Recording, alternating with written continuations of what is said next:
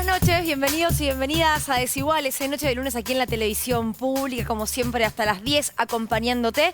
Y hoy con un programa que arranca con una foto, porque como decíamos con Caruso y con el equipo de producción, hace un rato una foto vale más que 1000 palabras y esta es la foto del día, la que tiene que ver con la visita del presidente Alberto Fernández a el electo presidente de Brasil, Lula da Silva, un encuentro que se dio hoy al mediodía en el Hotel Intercontinental de San Pablo. Un almuerzo que se anunció bien temprano a la mañana. Ayer ya el presidente argentino había dicho voy a ir pronto a Brasil. Bueno, era muy pronto, ¿no? Eran horas después nada más. Un encuentro que luego también se conocieron detalles porque habló el presidente Alberto Fernández. Se habló de la amistad de Argentina y Brasil. Se habló de una visita muy pronta de Lula a nuestro país. Antes y después de asumir, se dijo, es decir, ya en los próximos 2 meses y luego del 1 de enero, pero atención también con lo que tuvo que ver con Jair Bolsonaro, porque ayer a la noche hablábamos mucho de, bueno, ¿qué va a pasar con el resultado? ¿Cuánto lo va a aceptar? ¿Qué va a decir? Bolsonaro va a dar una conferencia de prensa mañana a la mañana. Sigue sin decir nada a 24 horas de haberse conocido quién es el ganador de las elecciones presidenciales de Brasil en segunda vuelta, cuando tuvo una muy buena elección. 49% de los votos. 2 millones de votos de diferencia entre el primero y el segundo. Cuando el plano internacional lo acorraló, porque Joe Biden hoy tuiteó a favor de estas elecciones, diciendo incluso que eran elecciones justas, limpias, es decir, haciendo hincapié en que no había ninguna manera un manto de sospechas sobre el resultado.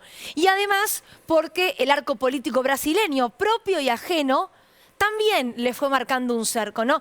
Che, esto es lo que ocurrió, Lula va a ser el próximo presidente, mañana a la mañana habla Jair Bolsonaro. Uno podría pensar también que en función de lo que iba pasando en las horas inmediatas posteriores al resultado de esa segunda vuelta, Bolsonaro podía ir tanteando a ver qué era lo que pasaba, ¿no? Por eso fueron tan importantes los reconocimientos internacionales, lo hablamos ayer también, algunos reconocimientos de su propia coalición, bien temprano a la mañana, y ahí está la importancia de la visita, por ejemplo, de Alberto Fernández y muchos otros respaldos al triunfo de Lula.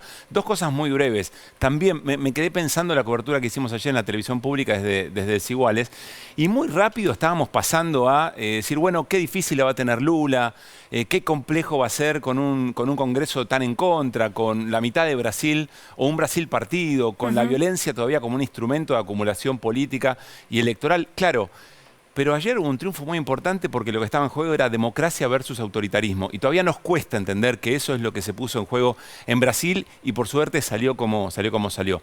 Y el otro elemento que me contaban hoy de ese almuerzo que mencionabas, Luli, es la importancia que le da Lula a la construcción internacional. Es decir, a todo lo que se puede hacer respecto del rol de Brasil, por ejemplo, en el BRICS, el rol de si Argentina efectivamente puede entrar, pero bueno, como construir fuerza política desde afuera, quizás hacia adentro, por lo que va a significar.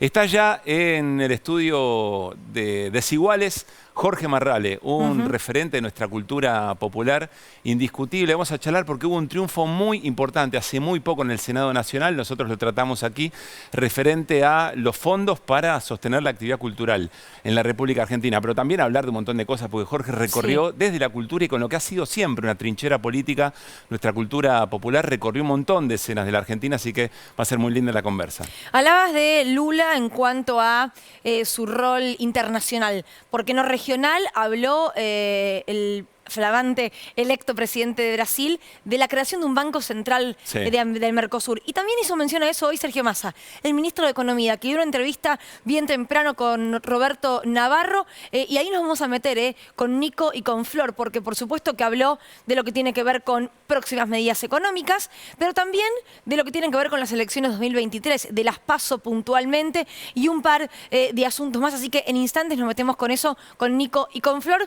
Pero arrancamos con Lulu Bertoia, con Luciana Bertoia, porque hay novedades, te diría, Luz, de último momento que se van a efectivizar mañana en lo que tiene que ver con las causas que investigan el atentado.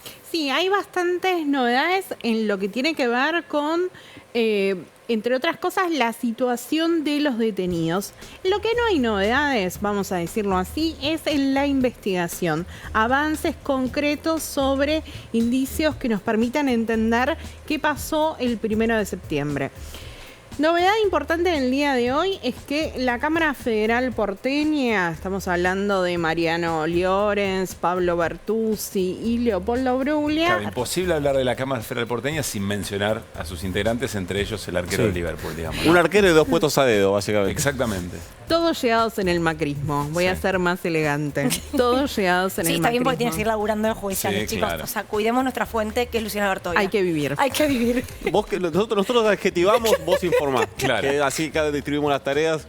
Suele ser un golazo en estos tiempos, Claro. Sí, claro. Me parece fenomenal. Bueno, a ver, lo importante es que la Cámara Federal porteña tenía que revisar los procesamientos que había dictado la jueza María Eugenia Capuchetti con respecto a 2 de los imputados, una Agustina Díaz, la amiga de Brenda Uliarte, y el otro Nicolás Carrizo, conocido vulgarmente como el jefe de la banda de los Copitos, ¿no?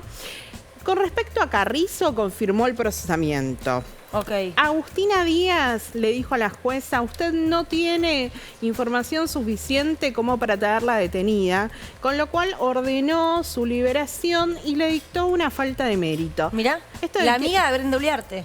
La amiga de Brenda Uliarte. Y además dice una cosa, la Cámara Federal, que es interesante, es para decir que Agustina Díaz participó del plan para asesinar a Cristina, tendría que haber tenido la información antes. Y eso no se nota en los mensajes, ¿no? Después, 2 cuestiones que también Una son... preguntita ahí, Lu. Falta de mérito no quiere decir que está sobreseída esa persona, No, sino no, que no. hasta acá, por ahora, no hay información que te comprometa. Exactamente, dice, lo que usted tiene no le alcanza para procesar, Bien. sigue investigando. Distinto a lo de Carrizo, que entiendo que es partícipe secundario, ¿no? Sí. Del intento de asesinato. Exacto.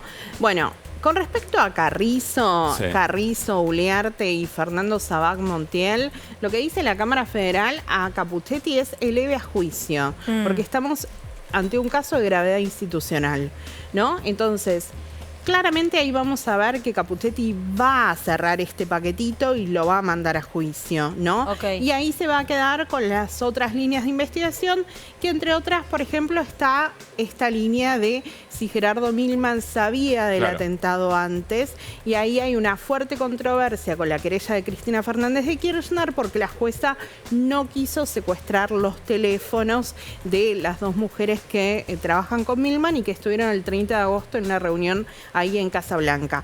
Y después, algo también que es importante con respecto a la resolución de la Cámara Federal, es que la Cámara Federal le dice a Capuchetti: investigue a la custodia de Cristina Fernández de Kirchner, ¿no? Todo esto, ¿se acuerdan? En los primeros días de la investigación había como un rum sobre si había que investigar a la Federal Sí. o no. Para la jueza y para el fiscal era parte administrativo, ¿no? Ellos decían, bueno, esto que lo investigue la propia Federal. A ver si laburaron bien o no, digamos. Claro, Si hicieron pero- lo que tenían que hacer Claro. o no.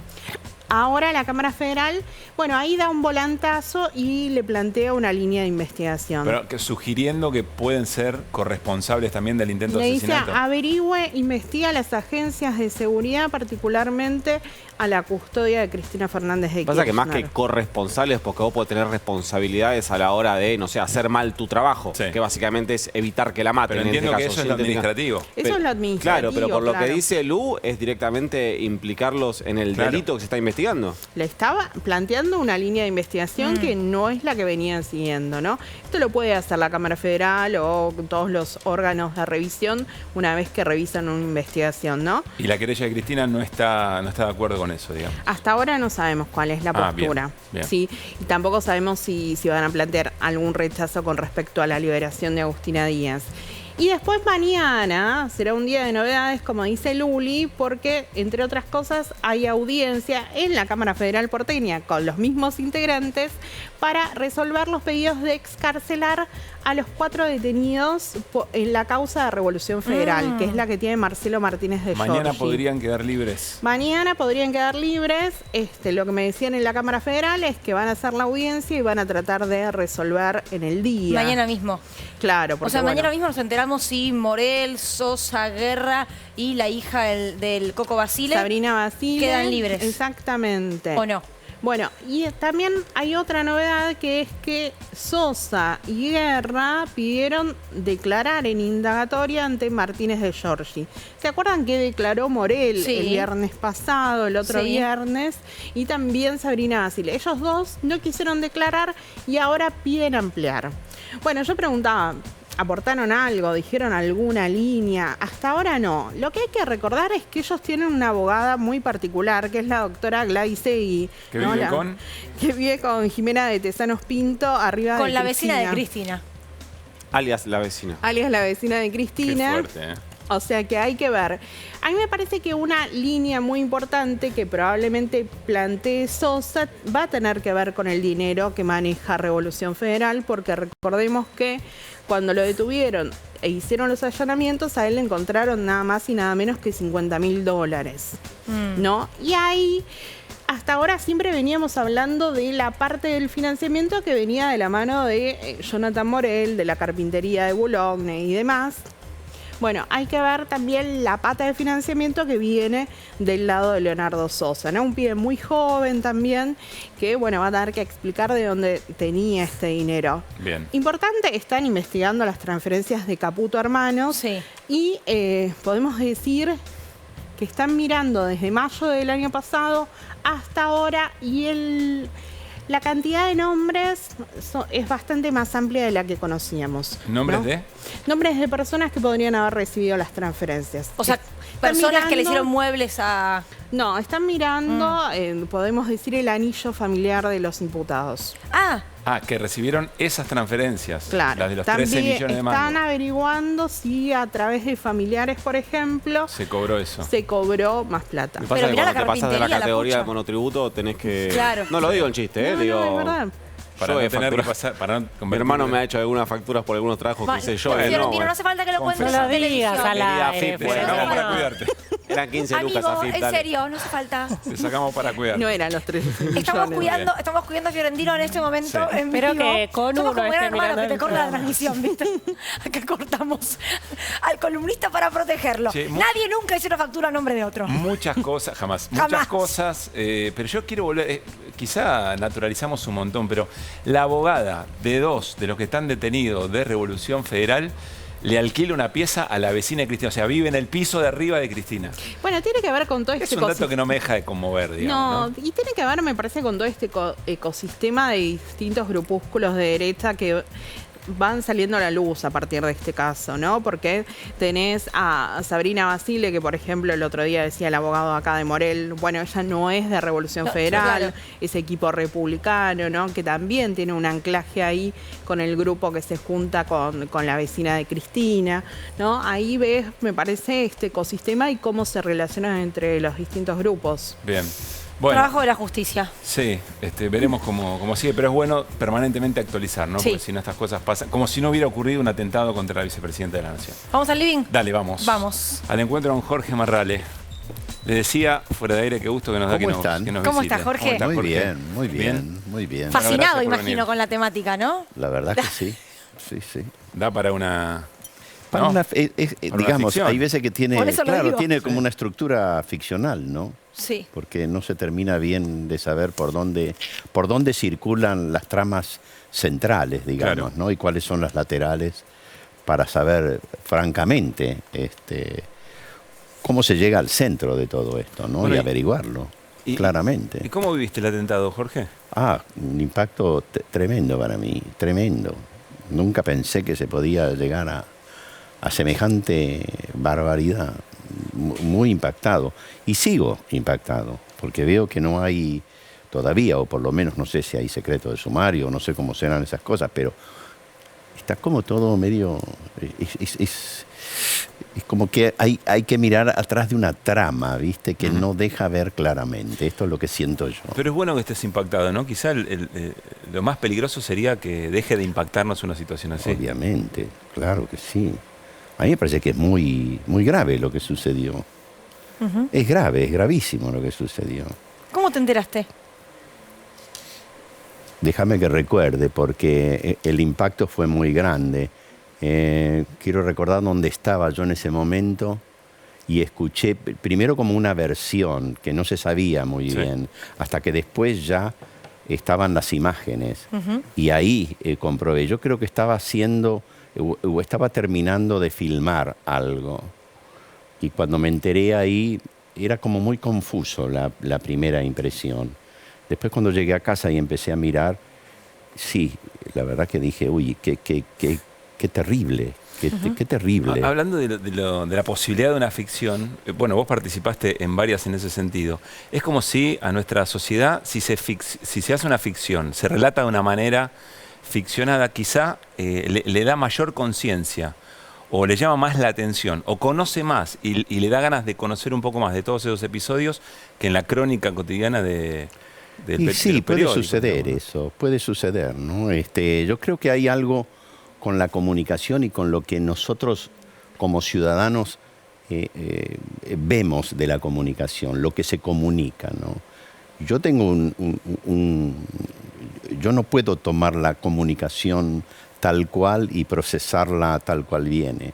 Tengo que decodificar porque siempre hay algo que no termino de entender. Hay algo que encontrar la verdad me cuesta mucho, me cuesta cada vez más, ¿no? Como que ves mucho los filtros, digamos. Sí, o ciertas conveniencias para contar determinadas cosas. Y eso me parece que en términos de la comunicación es muy duro para la gente. Yo creo que empieza a haber como cierta distancia, porque si no empieza a jugarse los del bando A y los del bando B, ¿no? Pero siempre apoyados en la comunicación, en lo que se informa. Y yo hay veces que me pregunto, bueno, ¿qué le pasa a la gente, no? ¿Qué le pasa al pueblo? ¿Qué es lo que cree de verdad? ¿Qué es lo que mira y cree por lo que mira, no? ¿O qué es lo que lee y cree de lo que lee? Esto sí que me parece como un tema, ¿no? Un tema ¿Y cuándo te empezó a pasar eso? ¿Cuándo empezaste a ver eso? Hace un tiempo un poco largo. Hace un tiempo un poco largo, sí. Lamentablemente. Yo era un tipo que estaba muy conectado con la comunicación. Pero hubo un momento en que me di cuenta de que estábamos en medio de una batalla. Y en la batalla, lo primero, bueno, una guerra, no sé cómo llamarlo, lo primero que se pierde es la verdad. Empezás a ver por dónde van, qué me quieren decir, qué... Entonces he tratado lamentablemente lo digo, ¿no? Correrme un poco. ¿Y crees que en parte por eso se dan situaciones, decías bando A, bando B, y yo pensaba en Brasil inmediatamente, ¿no? Cómo quedó conformada la sociedad brasileña. ¿Crees que en parte esas situaciones se construyen un poco por eso, porque se perdió la verdad? Y yo creo que sí, yo creo que sí. Yo creo que hay algo ahí que nos está pasando a todos, ¿no? Yo hay veces que estoy asombrado de las cosas que se dicen, ¿no? Asombrado, no sé, digo, ¿cómo es posible que se diga, por ejemplo, que este canal, si sube otro gobierno, puede desaparecer, ¿no? Digo, ¿cómo se puede decir eso, no? Que la comunicación pública, un canal público, pueda desaparecer y que se borre o que se vaya o que no sé qué. Que lo vendan y hagan Torres. Que lo vendan y hagan Torres. Que se diga... Por lo que sea, digamos, ¿no? Que se diga y que un sector de la sociedad crea que efectivamente hay que hacerlo. Me parece que eso es terrible, ¿no? Y me parece que hay que contestar a eso. Hay que contestar a eso. ¿Por qué nos vamos a quedar sin información pública? ¿Por qué? ¿Por qué? Sin ficción pública también, ¿no? Ficción hay poca, pero digo... Bueno, acá enfrente tenemos un set, ¿no? Bueno, y he trabajado acá. Claro, me ha tocado trabajar acá porque, bueno... Las miniseries 220 están grabando 220. Acá, adelante nuestro, ¿no? Sí, y grabé hace muy poco con Paco Fernández de Rosa y el orgullo de saber que esa ficción tiene mucho que ver con mi hijo, Federico. Federico es el que trajo la idea y Claudio Domínguez la tomó. Y la verdad que es un ejemplo. Claudio Martínez, perdón. Sí. La tomó y la llevó para adelante y ya es el segundo año y estoy muy feliz con eso, ¿no? 220. Me quedé pensando en esto que decías, no se pueden permitir que se digan ciertas cosas. Hace un tiempo tuvimos un living aquí para hablar de la prórroga para la ley de financiamiento de la industria cultural. Y lo que decían es, bueno, se está rechazando porque dicen es crear nuevos impuestos, hay que bajar los impuestos.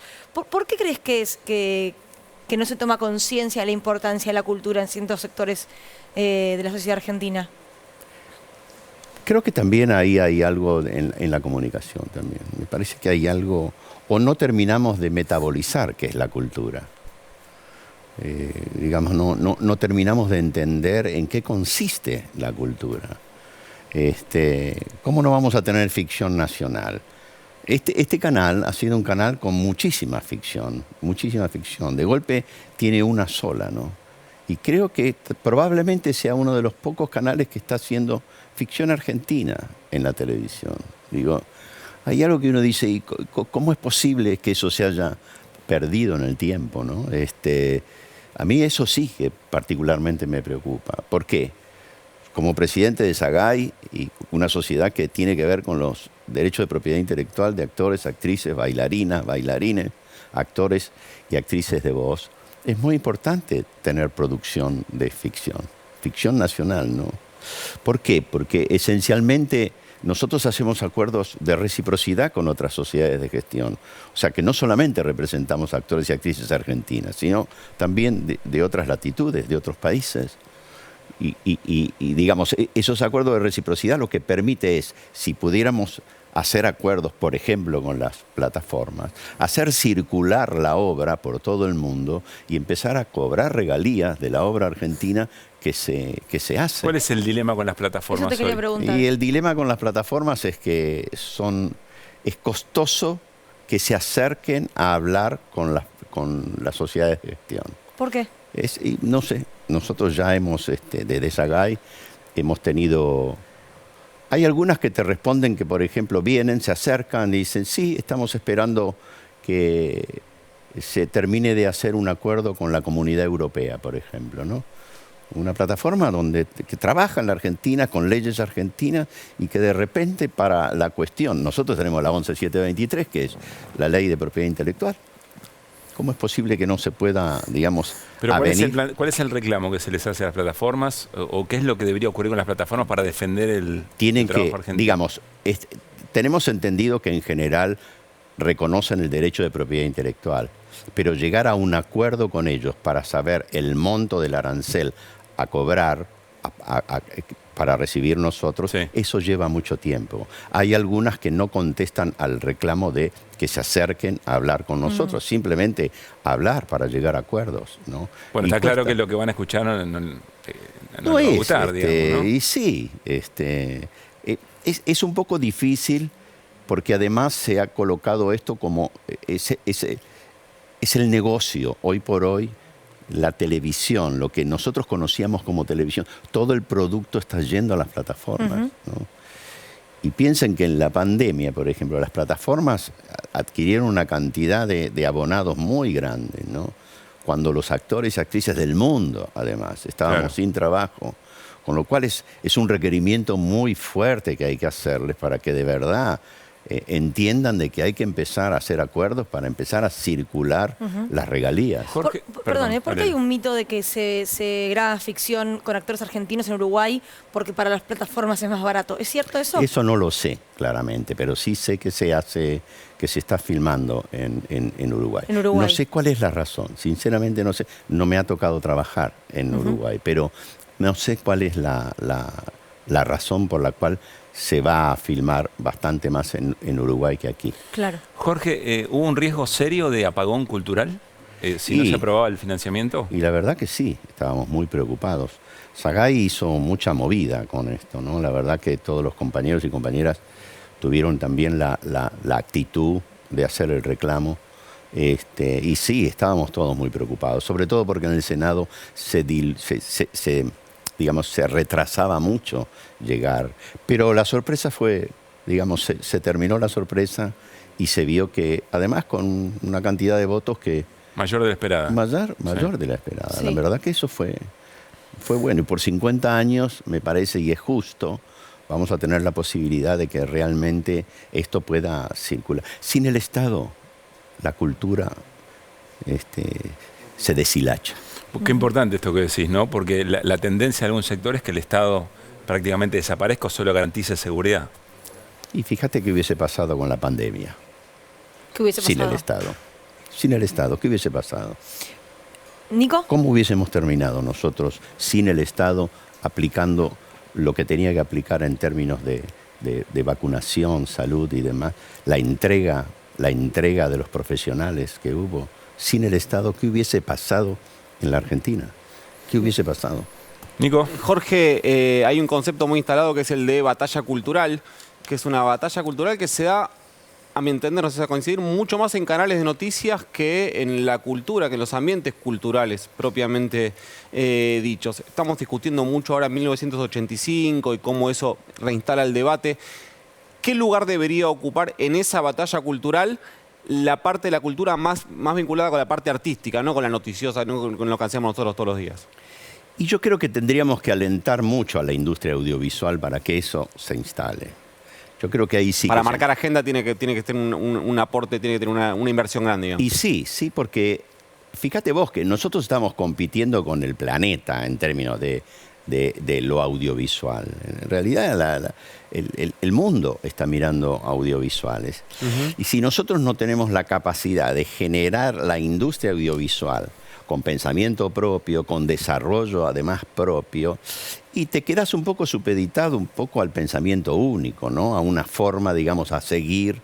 Me parece que nosotros tenemos capacidades, historia además, como para que lo nuestro, lo propio, lo desarrollemos probablemente con un poco más de excelencia. Puede ser que sí, se necesita dinero para hacer el audiovisual. Esto es una realidad, no se puede hacer con poco dinero, porque disminuye todo, no se puede hacer pero hay que tratar genera mucho dinero la industria cultural y el audiovisual mucho también. Acabamos de venir con Sagay Federal de Misiones. Y la verdad uno ve que las provincias empiezan a tener leyes audiovisuales que les permiten a ellos producir en el lugar. Misiones produce mucho, Córdoba produce mucho. Hace poco Tucumán inauguró una ley cinematográfica o audiovisual. Me parece que ese es uno de los elementos que nosotros tenemos que alentar. Sagay lo alienta en el sentido de que somos una sociedad de gestión y tiene que ver con la propiedad intelectual lo que cobramos. Pero si no generamos trabajo, Claro. No hay propiedad, no hay intelectual propiedad de la intelectual. Sin trabajo no hay propiedad intelectual. Ahora pienso, Nico mencionó 1985, ¿no? La película Sí. que ahora está en una plataforma, pero que se dio en los cines poco, y para lo que se dio en los cines fue a sala llena. Y vos trabajaste hace muy poco en la serie de María Marta García Belsunce. Sí. Son dos hechos de la historia argentina, no los estoy comparando en cuanto a importancia y volumen político, pero sí dos partes de la historia argentina, Sí. ¿no? Este otro por ser un crimen horrendo hace 20 años. ¿Crees que esas son las agendas que terminan atrapando al público en Argentina hoy por hoy? Me parece que hay algo me parece que 1985 es pero muy importante, ¿no? A mí me parece que, sobre todo, una cantidad, un sector muy grande de la juventud que no pasó por esa instancia, que recibió por ahí alguna información en la escuela, pueda tener la posibilidad de ver, ¿no?, en una película algo de lo que realmente sucedió. A mí me parece que es muy importante. Con Darín, con Peter Lanzani, digo, con gente que conoce, ¿no? Sí, Claro. sí, además fíjense el fenómeno de público que ha tenido, ¿no? Entonces eso significa que además queremos ver nuestra historia, queremos ver a nuestros actores, a nuestras actrices. La gente necesita identificarse. Nosotros estuvimos en Misiones. El amor de la gente hacia nosotros, la forma en que se están esperando todo el tiempo de que hagamos cosas. Es necesario hacer cosas. Y es necesario el pensamiento argentino, ¿no? Y la gente está esperando mucho eso. Yo entiendo la pregunta de Nico, porque esa mediación a partir del afecto y la confianza es la que quizá los medios han perdido, ¿no? Qué sé yo, hubo un momento en donde se hacía muchísima televisión. Hablo de la televisión en términos... Sí. Este canal hizo muchísima televisión durante un periodo importante. Dejó de hacerla después. Pero yo trabajé mucho en Telefe, en Canal 9, trabajé en muchos lugares. Con cosas muy nuestras, Con además. cosas muy nuestras. Además, en un espacio que tenía muy en cuenta al espectador, ¿no? Con directores y directoras maravillosas que hicieron de nuestra televisión algo que además se transmitió al resto de América Latina.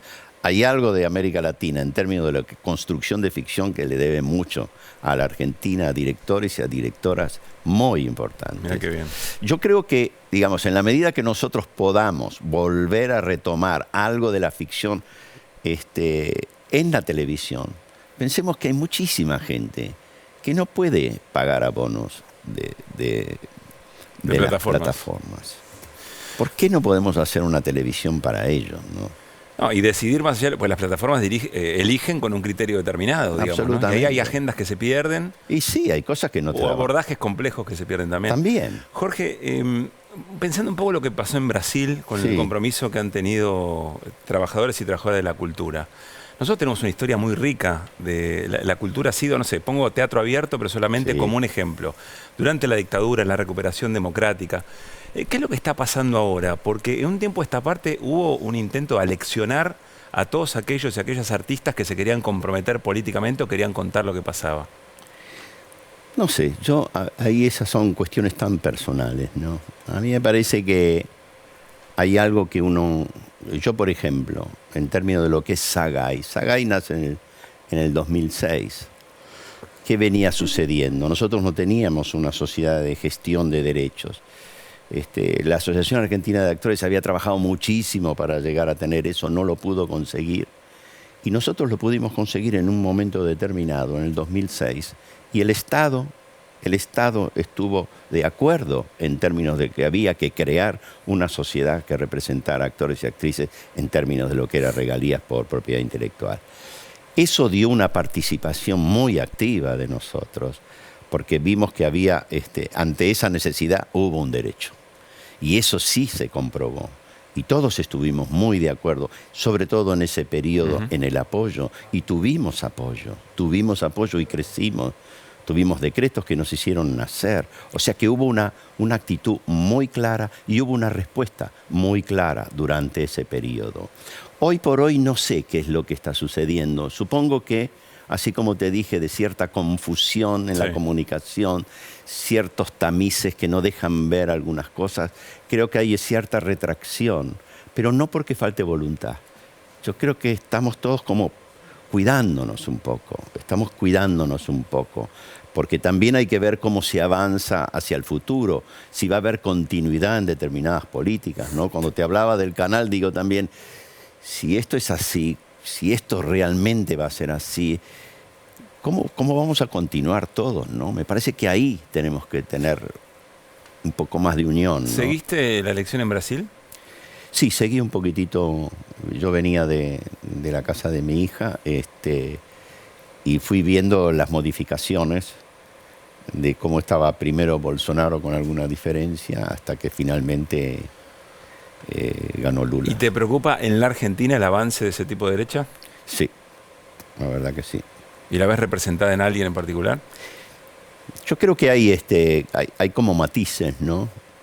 Pero en este sentido yo también creo que hay que escuchar a la gente. Hay que empezar a escuchar a la gente, qué es lo que opina de lo que está sucediendo con ciertas manifestaciones violentas como se vieron previo al atentado a la vicepresidenta. Yo creo que no importa de qué lado estén, yo creo que hay una construcción de lo que sería un cubículo del odio que no está extendido a toda la ciudadanía. Yo no creo eso. Yo sinceramente no lo creo. Creo que hay como posturas muy extremas, pero no es un pueblo el nuestro que esté rozando esa violencia. ¿Crees que tenemos el reflejo democrático activo, digamos? A mí me parece que sí. Hay que escuchar, hay que pulsar un poco la opinión para saber qué se piensa de verdad en todos los ámbitos, Eso me parece que va a dar otra... Esto es lo que creo y deseo fervientemente que sea así. No quiero terminar la entrevista sin preguntarte por lo que ocurrió hoy en la causa que investiga la muerte de María Marta. Corregime, Lu, pero el fiscal pidió prisión perpetua para Pachelo y sacó de este pedido a los vigiladores, ¿no? Sí. A los dos seguridad del barrio. Una actuación la tuya espectacular, Gracias. como carrascosa. ¿Qué sentís cuando ves estas noticias de lo que va ocurriendo en torno a este crimen? Y fíjate vos que se estrenó María Marta, el crimen del country, al momento en que se iniciaba el juicio a Pachelo, ¿no?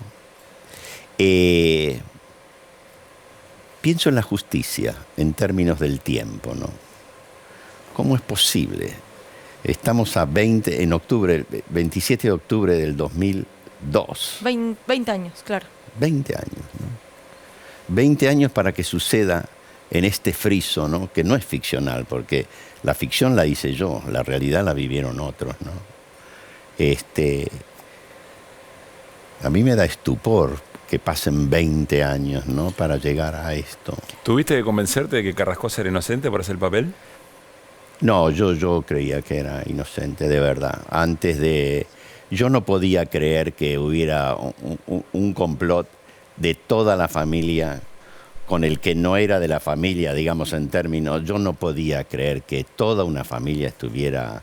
Eso me parecía muy raro. Cuando tuve la posibilidad de tener los libros de Martín Méndez respecto a la historia que teníamos que contar, me di cuenta de que había algo vinculado a la justicia y al fiscal que yo desconocía. Y ahí me fui desayunando, pero nunca terminé de creer que este hombre había sido culpable. ¿Hablaste con él últimamente? Después sí. Después No quise hacerlo antes de la ficción. Claro, sabía que no habías hablado antes, No, pero después sí hablaste. Después sí. ¿Vio la ficción? Encuentro, sí, la vio.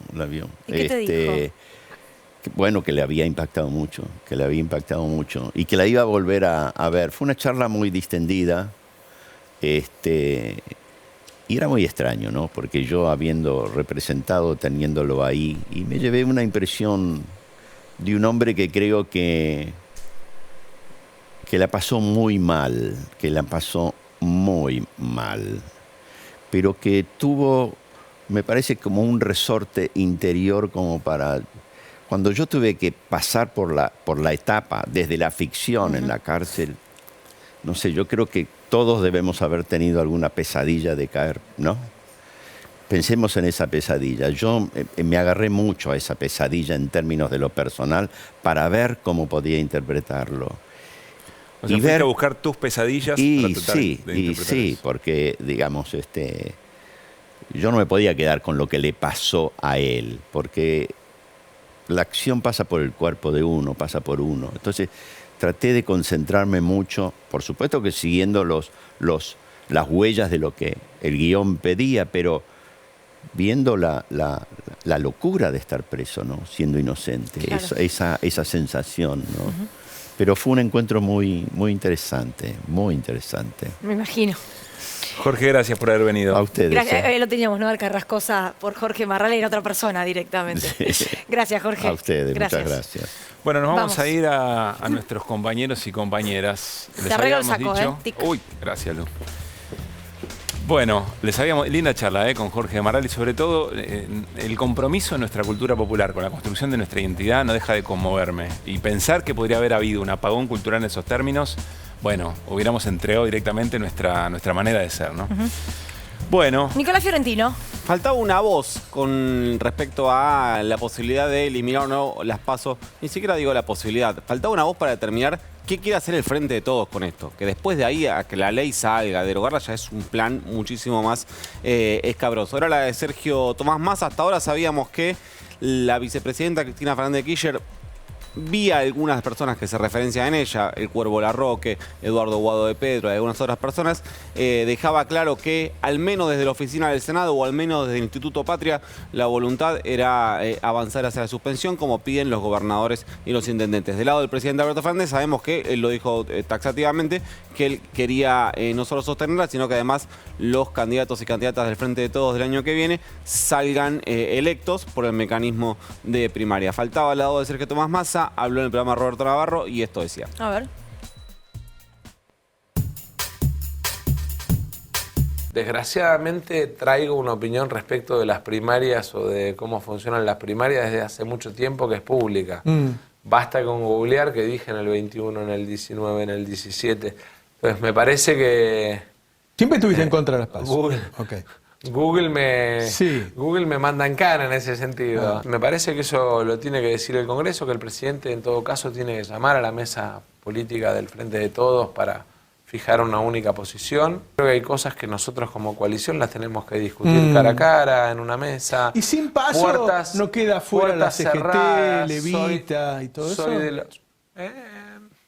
si vos tenés amplitud para construir, no queda fuera nadie. Si vos sos cerrado para construir, quedan afuera todos, haya paso o no haya paso. Subtitulando, básicamente Sergio Tomás Massa dice: mi posición histórica siempre fue en contra de las PASO, lo cual efectivamente es así, eso es un hecho de la realidad. En la disputa, por lo menos en las 3 cabezas del Frente de Todos, quedan 2-1, podemos decir, Massa y Cristina a favor de la derogación y el presidente Alberto Fernández a favor de que se sostengan las PASO. Ahora, cuando Massa dice, aporta una idea interesante Sergio Massa, que es, el presidente Alberto Fernández debería juntar a la mesa del Frente de Todos para tomar una decisión única. Hoy el Frente de Todos es un universo gigante de libres pensadores. La mesa del Frente de Todos debería querer sentarse en esa mesa. Chicos, mesa del Frente de Todos son los padres. Bueno, ahí hay varias cosas a evaluar.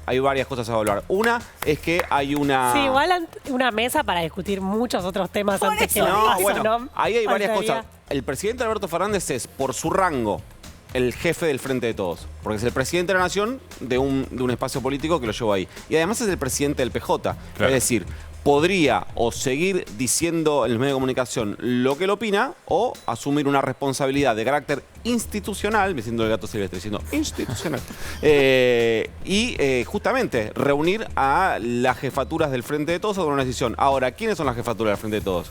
¿Quiénes se sientan en esa mesa? ¿Hubo una mesa del Frente de Todos que existió alguna vez? Sí, se murió hace un montón. ¿Cuál? Era una mesa que se juntaba los martes en la Quinta Olivos, que estaba el presidente Alberto Fernández y Santiago Cafiero del lado del albertismo, Guado de Pedro y Máximo Kirchner del lado de Cristina y Sergio Tomás Massa. Y a veces Axel Kicillof. Si ves una chica, te aviso. Y esa mesa... Existió. Esa mesa dejó de existir cuando se armaron las listas de 2021 porque esa mesa le llevó al presidente Alberto Fernández una propuesta de cómo debería ser la lista del Frente de Todos en 2021. Es una historia muy conocida que la tenía que encabezar Santiago Cafiero, seguido por Loana Volnovich de la Cámpora, por Carly Bianco de Axel Kicillof en el lugar número 3, Malena Galmarini de Massa en el número 4. Alberto Fernández dijo, no, mi candidata es Tolosa Paz, y ahí se empezó a demoler el acuerdo que después terminó con la derrota en las PASO, con la carta de Cristina un día después de las PASO, que eso termina con el acto del 17 de noviembre por el Día de la Democracia en Plaza de Mayo, donde el presidente Alberto Fernández, delante de Cristina Fernández de Kirchner, dice los candidatos en 2023 no se tienen que elegir a dedo, hashtag dedo, con la que había puesto el dedo en la fila de atrás, y diciendo quieren que se elijan las PASO. Ese día se rompió el vínculo entre Cristina y Alberto Fernández hasta la renuncia de Martín Guzmán. Hoy ese vínculo está, si no está roto de nuevo, está completamente extinto, al menos por el momento. O al menos no necesitan escribirse por el momento. Sí. Entonces, ¿qué mesa del Frente de Todos hay que convocar? Hay que convocar a la mesa de todos con los 3 principales actores, los 3 principales socios. Hay que convocar a todas las partes, porque si vos convocás a todas las partes, el partido se está más fácil. Tenés al presidente Alberto Fernández, a la CGT y a las organizaciones sociales que quieren que haya paso. Del otro lado tenés a Cristina Fernández de Kirchner, a Sergio Massa, a los gobernadores, a los intendentes, bueno, pero es que no haya paso. Es el reclamo de una de las partes importantes, ¿no? De Sergio Massa hoy. Claro, bueno, ahí se suma. Explícita. Igualmente, todo esto que estamos hablando es un embudo así gigante que termina en el Congreso de la Nación.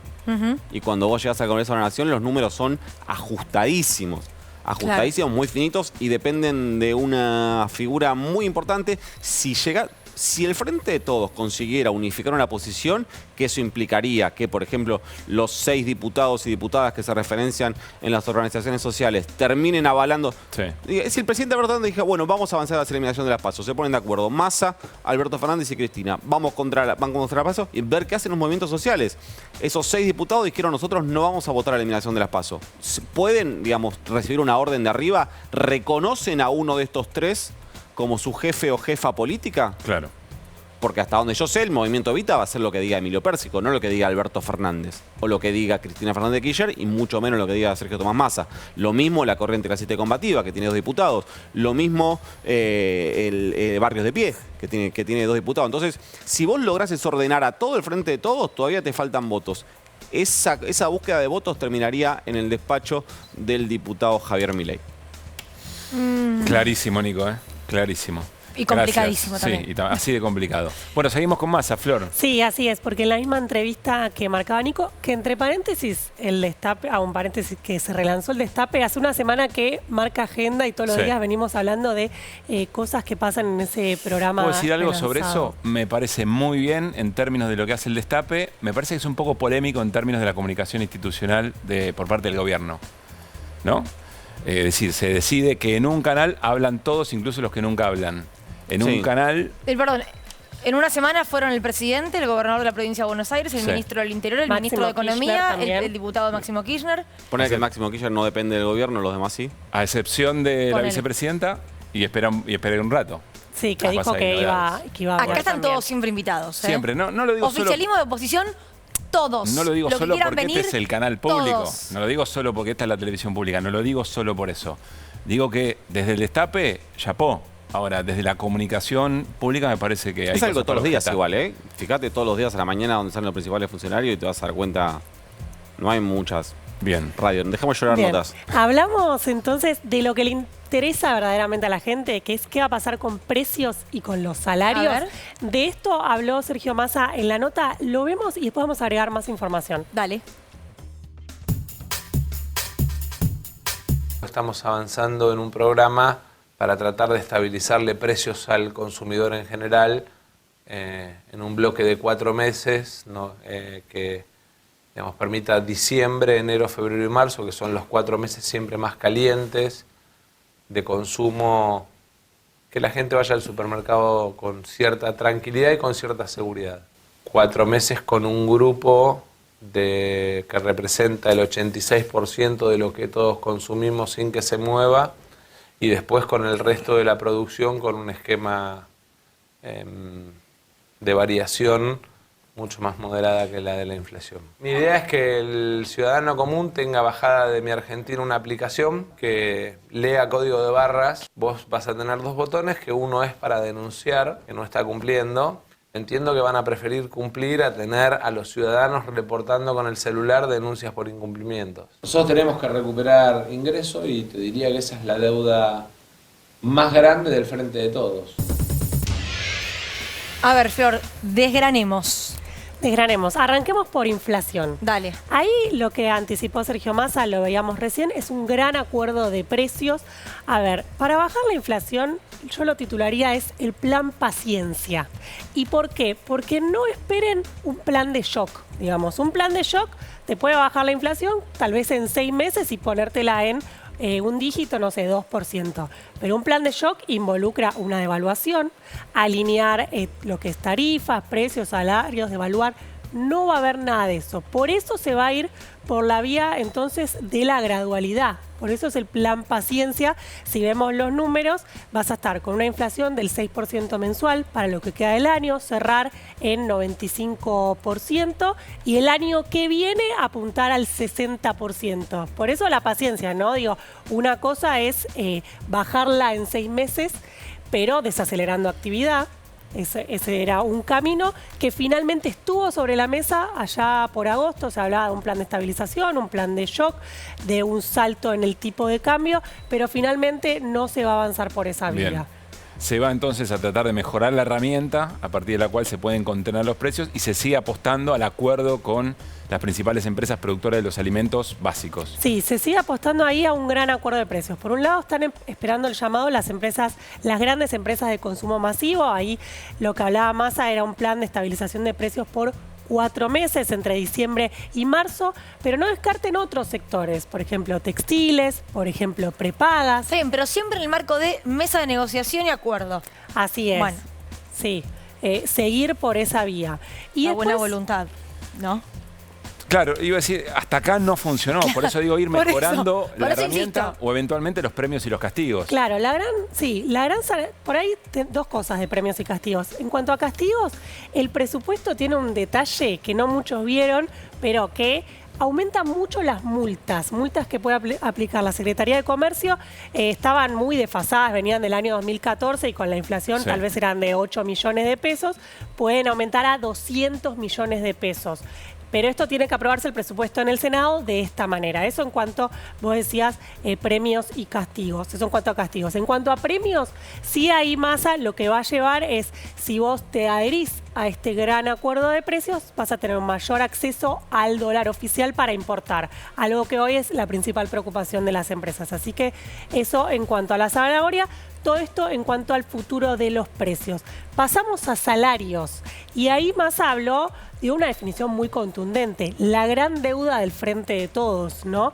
Y como trajimos acá los números para mostrar qué viene pasando con los salarios, hoy salió el indicador del INDEC para agosto, trajimos del 2019 para acá. Esa es Kelly Olmos, la ministra de Trabajo, ¿no? Así es. Salarios en general perdieron 2 puntos desde el 2019 para acá, pero ahí tenés una gran dispersión, porque fíjate que registrados están apenitas por encima, 0,5%, pero los informales perdiendo mucho, 15%, y también perdiendo el sector público. Por eso es que ahí tenés la gran discusión que hay en el gobierno, que ya aburre un poco, ¿no? Porque hagan algo o dejen de discutirlo, que es esto de suma fija, bono, paritarias libres, una discusión que viene desde principio de año, te diría, y no se terminan de zanjar las discusiones. Ahí lo que tenemos que esperar es posiblemente un bono, eso es lo que dijo la ministra de Trabajo, un bono. Lo que pasa es que el bono le llega al sector privado, no le llega a los informales, pero apuestan a que eso también llega al sector informal, que mostrábamos recién los números, es el gran perdedor en este caso. Bueno, pero Massa fue muy claro ahí, ¿no? Dijo, no, algo vamos a hacer. Bueno, ahora dice, pero van a hacer algo vamos a hacer. Una confusión gigante porque Eduardo Guado de Pedro dijo, Massa y Cristina están hablando de una suma fija. Sí. El presidente Alberto Fernández no quiere suma fija porque la CGT no quiere suma fija. Y Kelly Olmos dijo, yo no escuché a Guado de Pedro, pero por lo que leí está hablando de un bono. Cuando Guado de Pedro está hablando de una suma fija. Claro. Por lo cual es como, a ver, contame el Frente de Todos en una línea. Es eso, digamos. Bueno, ¿cuál es la diferencia para que entienda el que está del otro lado? Un bono es algo de única vez, ¿no? Claro. Por ejemplo, te dicen 10.000 pesos en diciembre. Bueno, quedó ahí en 10.000 pesos. Ahora, una suma fija es algo que te queda en el ingreso. Según podemos inferir también algo que dijo Massa en la entrevista, están mirando muy de cerca los salarios por debajo de los 120.000 pesos. De hecho, mencionó ese número, se refirió, hay un montón de salarios. Por ejemplo, hablo del que conozco muy de cerca, UTBA, que es el gremio del periodismo gráfico, estás abajo de los 120.000 pesos. Un abrazo. Un besito. Y ahí tenés, el problema acá es... Acá me dicen, ¿vivo? El problema es la gran dispersión, porque vos tenés un gremio como es, que conocemos mucho, el periodismo gráfico, que cierra en 60%, contra una inflación del 100%, y tenés otros gremios que cierran por encima del 100% y pueden ganarle a la inflación. Claro. Ahí lo que, esto ya no es, esto es información, no opinión, lo que están hablando es de una suma fija de entre 20 y 40 lucas para, como dice muy bien Flor, salarios de 120.000 pesos. Bruto. Que se meten al salario y quedan. Sí, no sé si bruto o de bolsillo. Que se metan al salario quedan. y que después de última, cada sindicato, a la hora de cada sector, a la hora de renegociar su paritaria el año que viene, voy a estar muy bien, está ahí, ¿no? Asuma si lo incorpora, si no lo incorpora, si lo toma como un bono, dependerá de cada negociación. Y que ese 20 a 40 lucas también dependerá del tipo de salario, que el que hoy cobra 90, digamos, recibirá una suma más grande, y el que tiene 120, lo que pasa es que eso depende de la firma del presidente Alberto Fernández, que no lo quiere. Con ruidito lo hizo. Bueno, sí, viene con espectacular, ese radioteatro. Lo mejor igual fue el día de descuartizar un perro acá arriba. Ese día fue bueno. ¿Tenías que recordarlo? Sí. Perfecto. Hacemos un corte. Dale. Ya venimos.